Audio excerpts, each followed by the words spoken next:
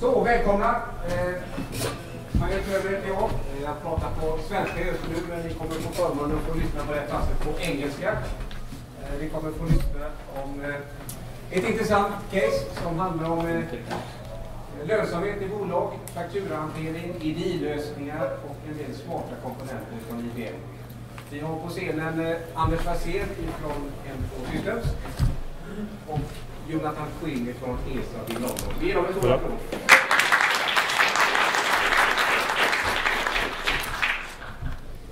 Okay.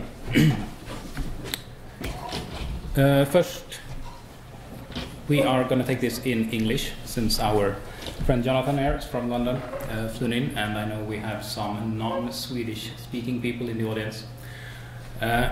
First agenda, I will let Jonathan present ESAB, the company, and why they have done this project. Then I'm going to come in and talk about the tools that were used, Data Power and WTX, and we're going to round this up with showing you the design and architecture of the solution that ESAB and Enfo has built together. So with that, I'm going to leave over to Jonathan. Thank you.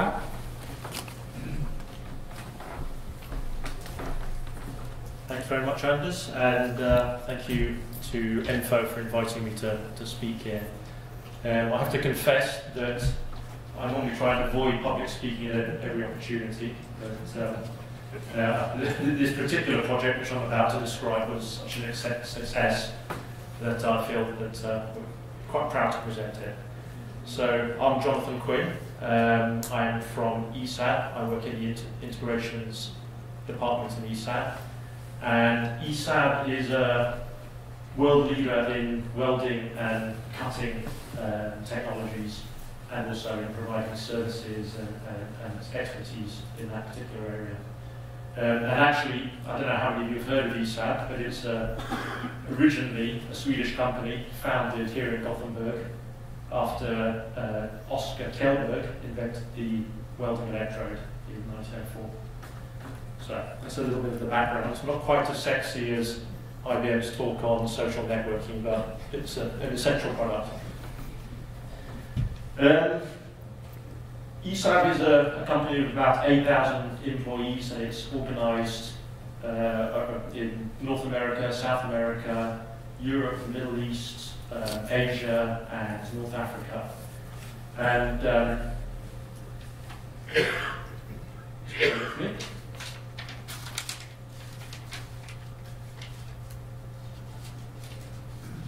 so I'm just going to move on now to talk about the actual project itself and how we came to use data power and the brief history.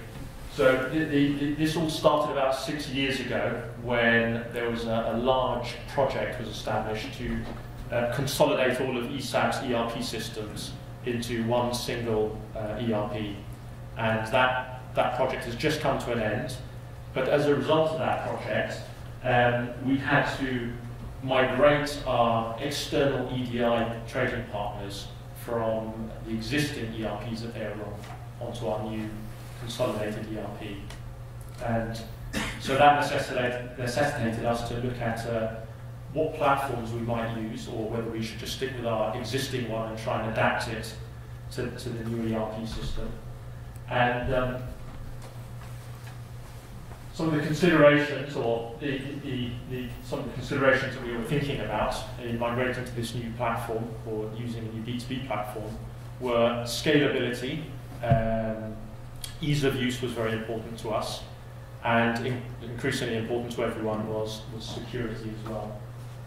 So after very briefly considering sort of cannibalizing various aspects of our existing B2B system, Enfo persuaded us that data power was probably the right tool for what we wanted to do. And so we started on that project. And the project had a number of different complexities, which I'll just briefly describe. One was that some of the trading partners on the old system were going to remain on the old ERP system with their their old mappings. And most of the other trading partners were then going to be migrated onto the new ERP system. So we had this mixture of trading partners looking to go to one ERP system and a load coming to the new ERP system. And the new ERP system necessitated a different back-end mapping. So there was that complexity.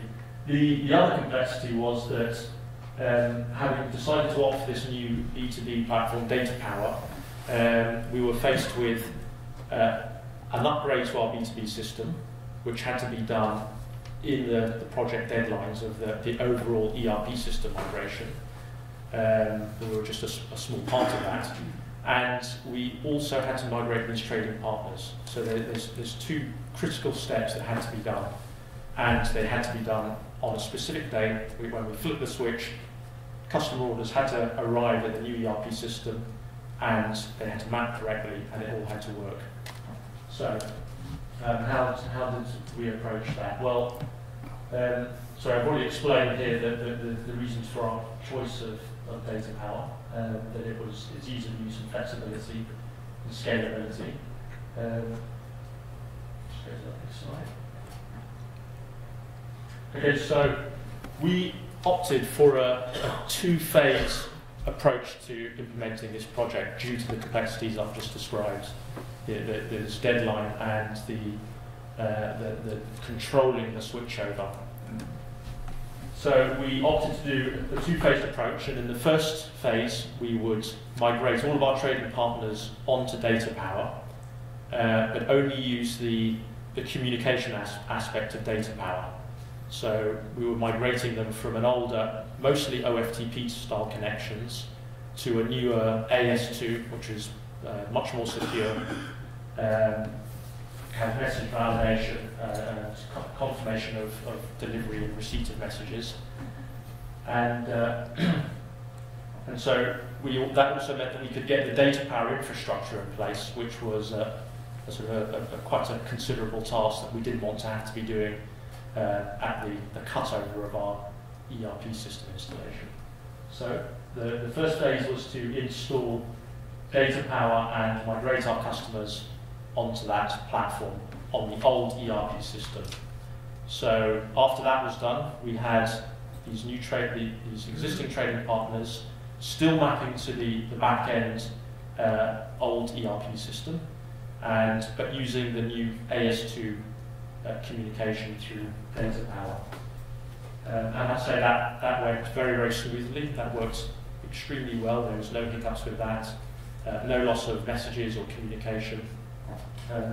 The next step, which was really the critical one, was then controlling the migration of some of the existing partners to the new ERP system, and also the mappings. We had to do all the mappings of these trading partners onto the new system and have them sitting there mapped, ready to go, and then the idea would be that we flick a switch and we reroute the messages from the old ERP system to the new one on the day of go live. So that was the theory, and surprisingly, or maybe not surprisingly, that's actually how it turned out. It worked very, very well, and we had our trading partners coming through and being mapped to the new ERP system at the back end, and the existing mappings, which were for the old customers, still going through the broker. So how did ESAB benefit from this? Well, apart from the fact that the project came in on time and there were no hiccups, we had no complaints from customers, which was the critical thing really, that we had to keep on receiving orders from our customers and, more importantly, invoicing them. We now have a system that is very, very flexible, very intuitive to use. We have an excellent front-end web management system where we can, the B2B transaction viewer, where we can view all of the trading partner transactions and see them coming in, see the status of those messages. We can view the actual messages themselves and resend failed ones. And previously, or prior to that, finding failed messages or even finding out if a message had failed or not been received was actually quite a difficult task. It involved hunting around on numerous different systems through different trace log files. And as I say, now it all comes to a very nice, neat web front end. We can actually hand this task over to a service desk who can monitor that for us. And yeah, so that's a huge improvement. We've started to see many more requests from within ESAB itself for new trading partners to be set up because the process is so much easier now. And we are also in the process of migrating many of our banking flows, which before were just point-to-point connections and individually set up by different departments within the company. And we're now consolidating that communication all onto DataPower and trying to use AS2 where we can. So maximising our security. I mentioned that the partner management through DataPower, through the use of the B2B transaction viewer, and also the B2B partner profiles is much simpler than before, where we were having to individually configure trading partners in the message broker and various other systems. And also, again, just mentioned it, faster full resolution through the use of the B2B transaction viewer.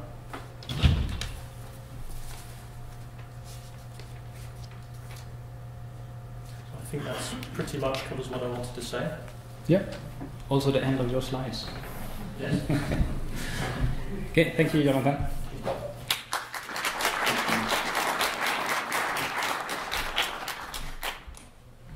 So I'll take it from here to describe the products we have used to achieve what Jonathan just have described. DataPower, first look into what DataPower is. DataPower is an appliance, hardware appliance. So you buy the box and it comes pre-configured, everything in there. That's what an appliance is. Any one of you might have seen a YouTube video where we compare an appliance with a dishwasher, and that's pretty much the same. You just plug it in and it works from start, just to start the selected program.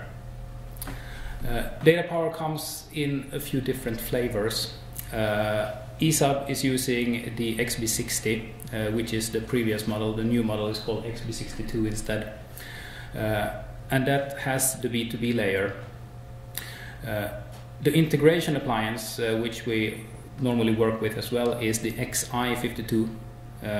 It can do everything that the XB62 does except for the B2B things.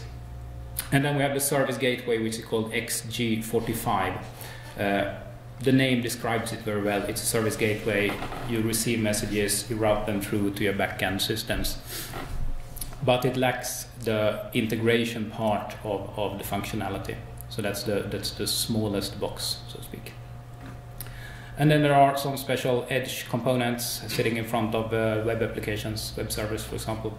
Caching, XC10. If you have a massive web application, you might need caching. And then there are also form factor for Blade and IBM Z systems. For the XI50, which is the previous version to the XI52. Purpose-built, meaning it's built for the actual task that it does. So if you buy an XI52, you will have an XI52. You cannot install anything else on it. And it is built for sitting in the front end, in the DMZ, sending, receiving messages to and from the internet.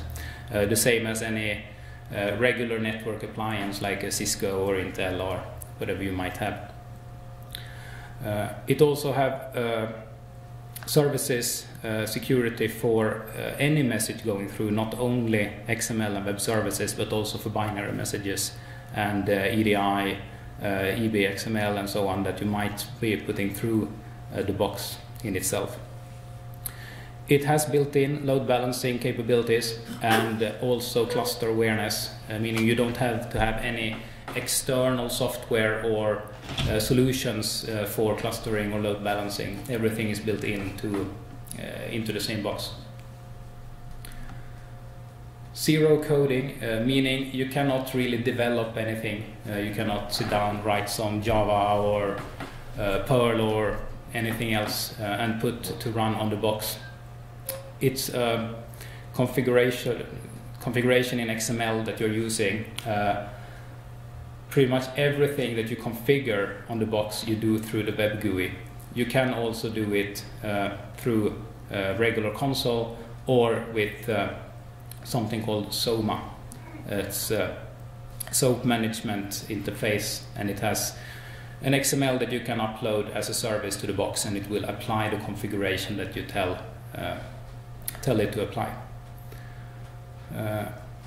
You have all the functionalities in the box that you might need for securely handle any type of messages that you would exchange with verifications, encryptions, and so on, built into the box as actions. And it also supports data streaming, which means that if a client connects over SFTP, for example, you can choose to stream that data straight into your internal systems without needing to store it in the DMZ network zone first.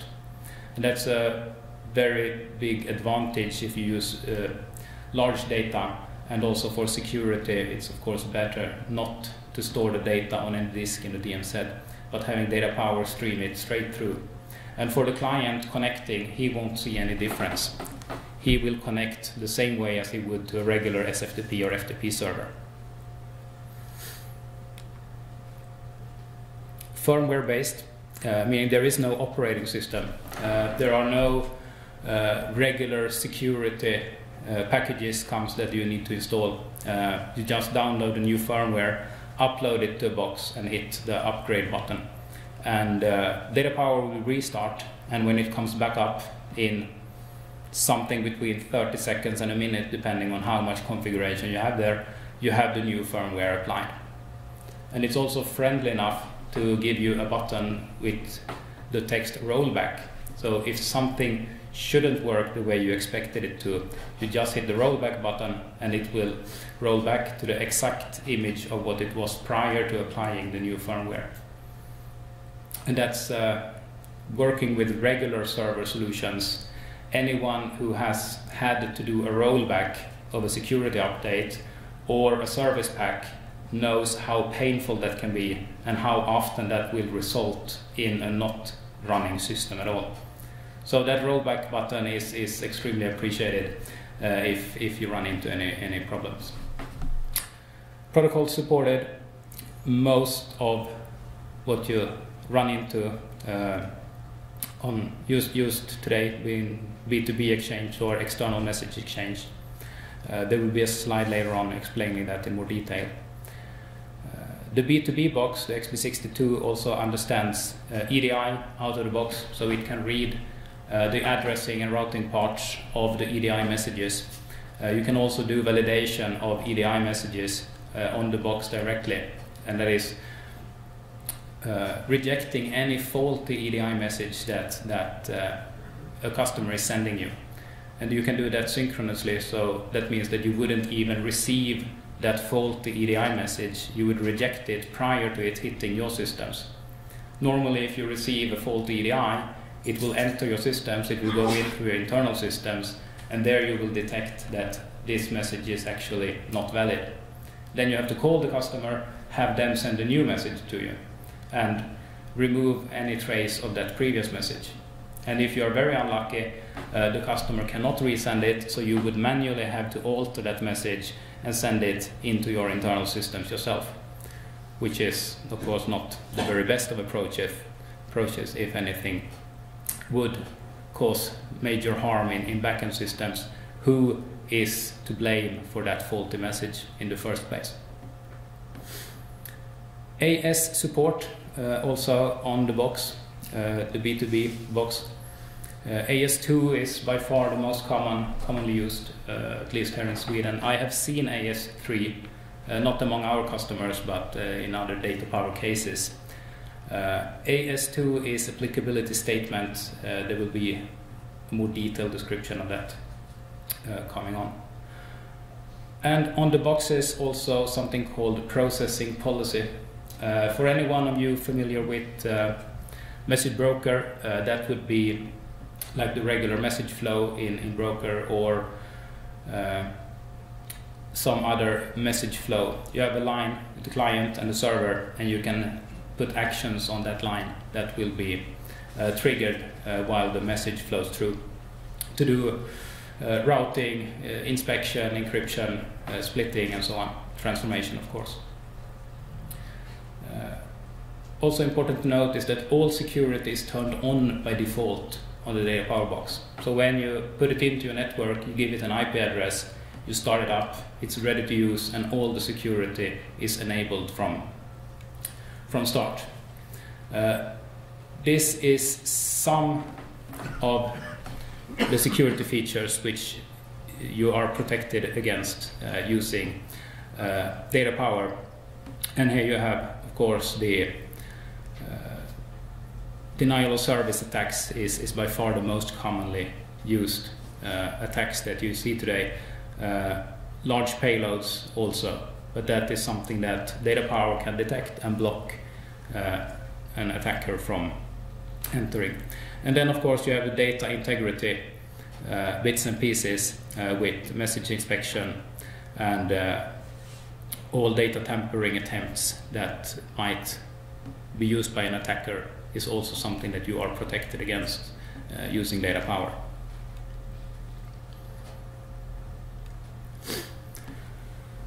Looking at it from an ESB point of view, Jonathan also mentioned a bit on the routing parts that we set up. So the box is really divided into two areas, the B2B area and the integration area, which we are using. B2B area, of course, has to do with partners, detecting which partner is sending us a message, and also for the packaging of B2B messages, such as AS2 in ESAB's case, for example, could be EBXML, could be any other business-related message that you would use. And also the B2B monitoring, the B2B transaction viewer, which Jonathan mentioned, is part of that B2B services as well. For the integration services, we have the protocol bridging, meaning we can receive a message through SFTP and we can output it on IBM MQ on the backend side, for example. We also have the routing parts within the integration side and the transformation parts. So pretty much what the regular ESB can do, you can also do within the data power box. We are using WebSphere Transformation Extender, which is IBM's universal transformation engine, as they name it, meaning you can transform pretty much anything to anything as long as it is in text form, not any binary messages or images. WTX is a graphical environment where you build what's called type trees to describe your data, equivalent of the message set in Message Broker.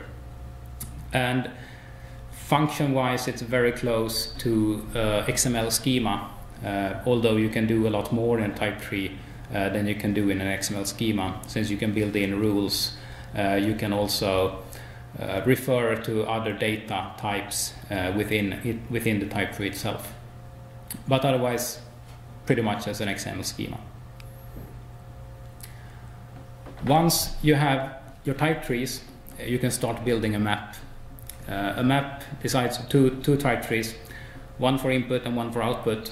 And you can map the data graphically, and you can add rules to the data, how it's supposed to be handled. Rules are like if statements and left and right for strings and so on. You cannot add any custom coding. You can call external coding blocks, but normally there is no need for that because you can do pretty much anything within the WTX graphical user interface. The runtime for WTX is included in the data power box, so there is no additional license for running WTX maps in data power. You just build a map on your PC and then you upload it to data power and you add it into an action in that processing policy that I talked about previously. You can transform any B2B format in data power using WTX. The type trees that we have used for ESAB is for EDIFACT, and those are from our own EDIFACT start kit. IBM offers a pack for EDI as well. The reason why we built our own pack for data power is that prior to firmware 4, the current firmware is 5 by the way on data power, prior to firmware 4, IBM did not support their own EDI pack on data power, only on other WTX runtimes. So we had no choice but to build our own EDI pack for data power, since we couldn't use IBM's, and that is what ESAB is still running.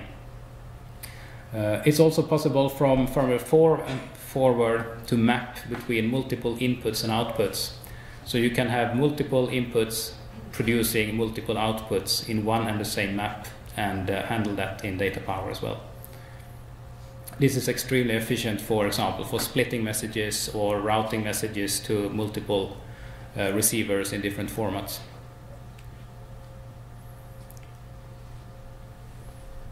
And that one was supposed to be hidden.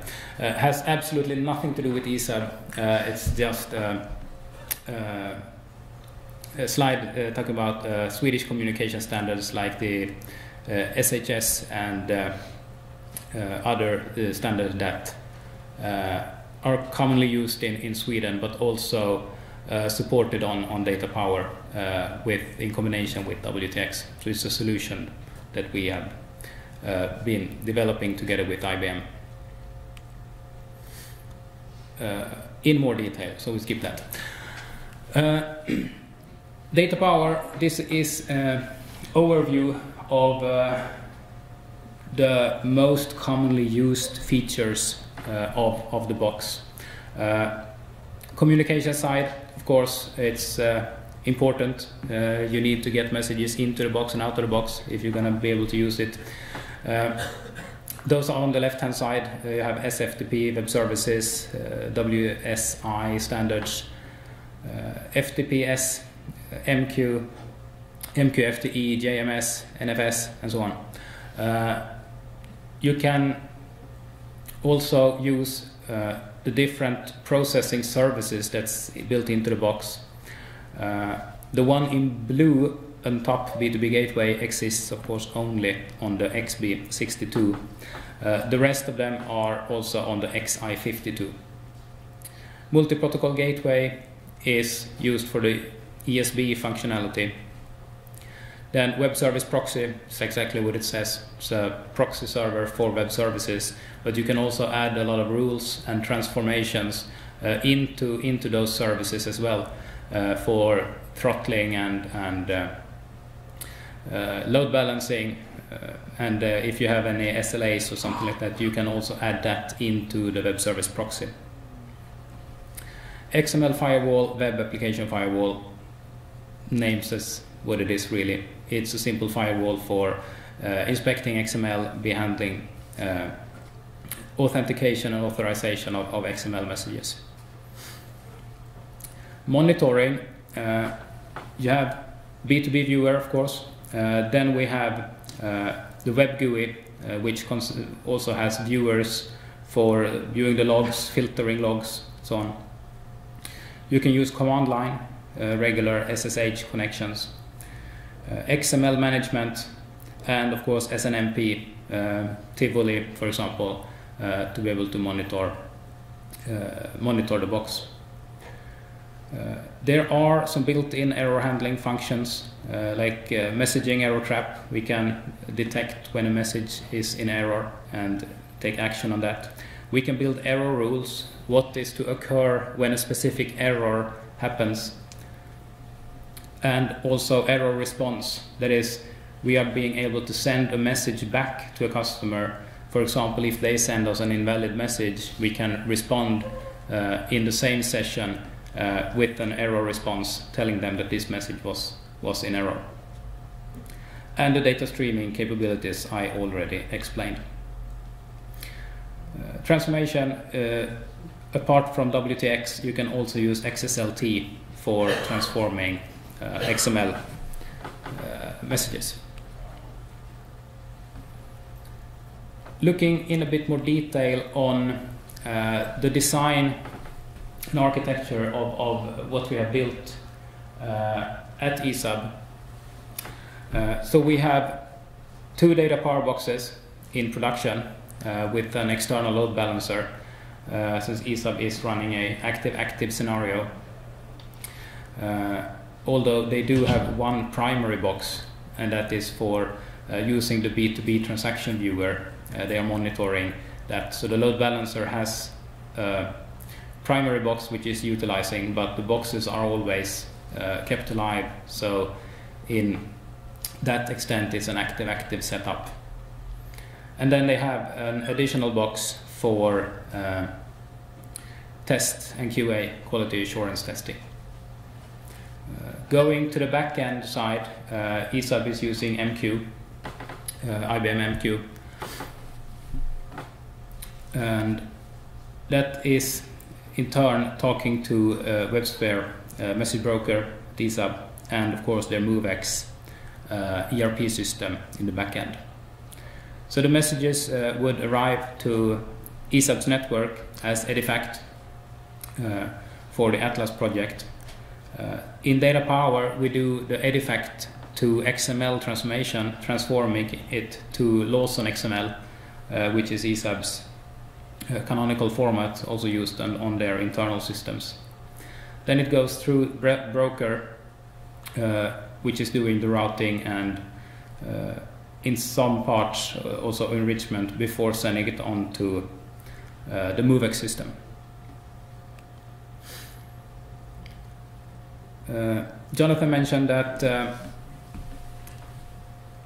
ESAB is using a WAN service, which means that they only have one communications partner for all their EDIFACT setup, although they are connecting new partners directly to Data Power by passing the WAN service.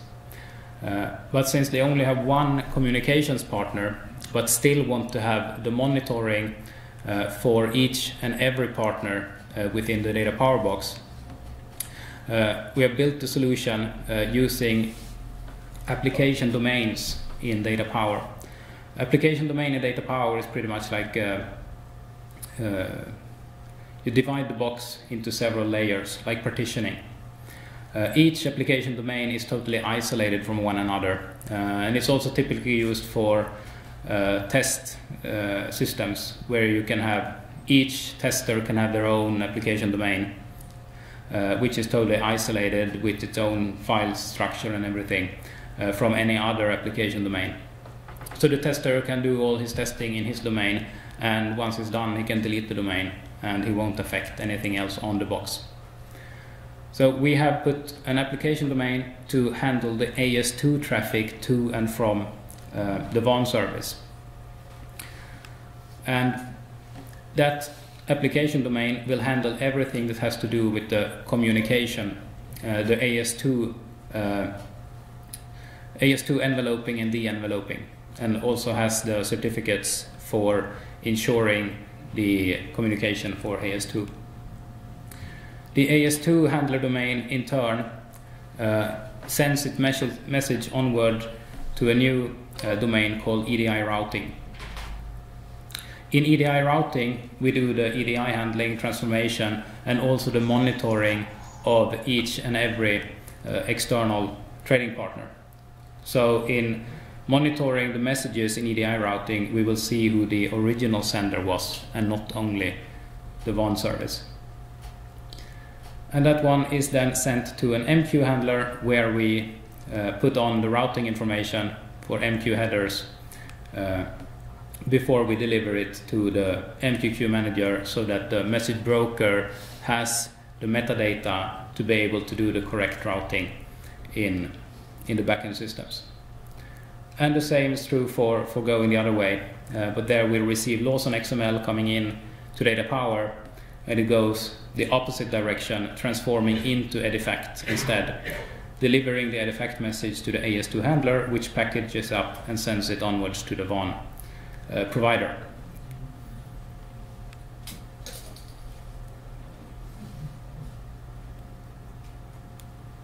That's it.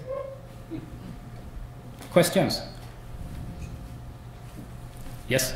Can the application domains have their own firmware so you can test the firmware? No. Firmware applies to the whole box. Yes? Just have a question. You mentioned that AS2 was built on some of the communication protocols. Where did you get that? SHS, SOS. Okay. That is a Swedish standard taken by the government to exchange. I think it's not sure what it stands for, but I think it's Försäkringskassan who owns the specifications right now. Spridning och hämtningssystem. Just spridnings- och hämtningssystemet. Doesn't mean it's the most commonly used, does it? It's very commonly used in Sweden. All government agencies like Customs, Skatteverket, those kinds of government areas is using SHS, yes. Yes? Can you explain a bit about receipt handling in AS2? As you have described pretty much how AS2 works, but as everybody knows about AS2, and they know there's quite some talking about how to handle the LDNs and the receipts and how they should be stored in order to keep an audit trail of what has happened actually. And that wasn't shown in the pictures, so do you have something to tell about that? In a second. I prepared for that question. We arranged for it previously. No, I thought it might be too technical, so I hid it. AS2 applicability statement 2. You have applicability statement 1, 2, and 3 currently, and 4 is in development. Everything looks exactly the same apart from the protocol. AS1 is SNMP, it's email protocol. AS2 is HTTP protocol and HTTPS, of course. AS3 is FTP. So what happens is you exchange certificates in between two partners. For an AS2 message, could be signed, could be encrypted. So the AS2 message is packaged up by the sender. The sender, when he signs it, he also calculates what's called a digest or a hash of the message he's sending.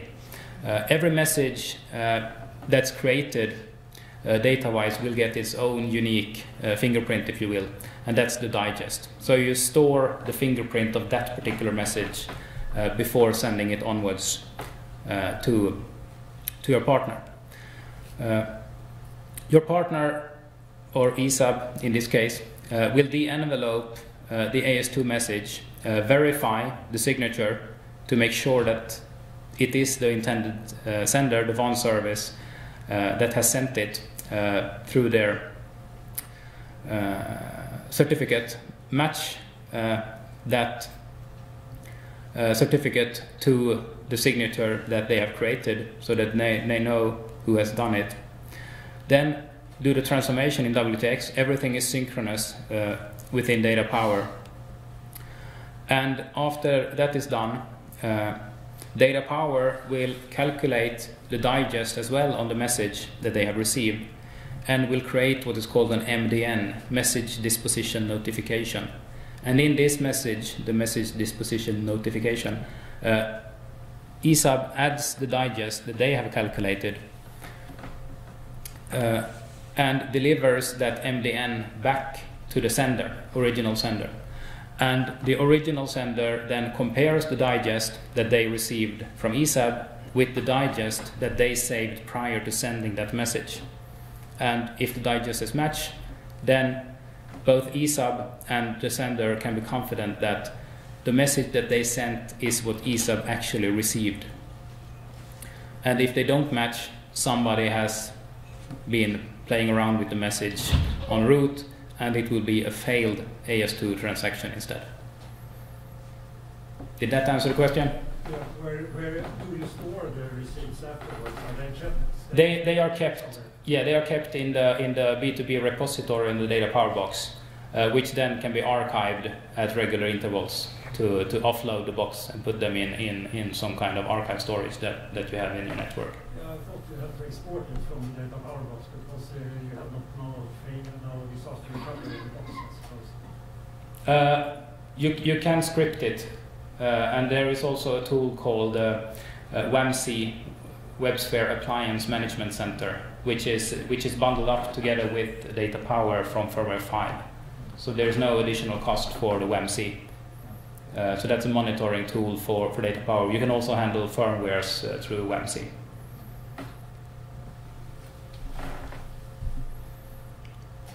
Any other questions? By the way, disaster recovery is also included on the box, so you can make a full image of the box and export it off box. So in case something would happen with the box, you can get a new one and import that disaster recovery image within minutes and be up and running again with the exact same configuration that you had on your old box. Yes. Can you tell something about Anders regarding TCO and cost benefits? Is it something in this specific case from the old solution to when we store the data power? Yes. Day sales outstanding has improved. I don't remember the numbers.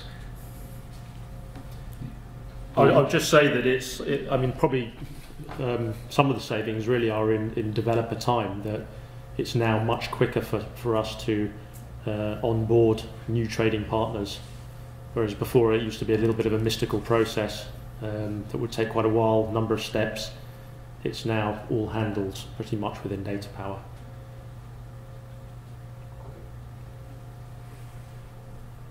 Yes? Can you tell us a little bit about the software version of data power? Yeah, in December, IBM released virtual appliance for VMware. I'm sure there will be other form factors to follow. The virtual appliance is the same functionality, the same setup as an XI52 data power box, but of course in a virtual appliance factor instead. But it's still the same, as it will function the exact same way as the appliance will, with the same interface and same communication skills and everything. Does that mean that the B2B functionality will not be in that version? The information I have from IBM is that the XB62 will not be released as a virtual appliance. And that has to do with the disks, and with all the disks are encrypted on the appliance itself with the appliance's serial number. And to some US regulations, you are not allowed to store those B2B messages on an outside disk to meet some of the regulations that they have for the more stricter customers like Department of Defense and Homeland Security and whatnot.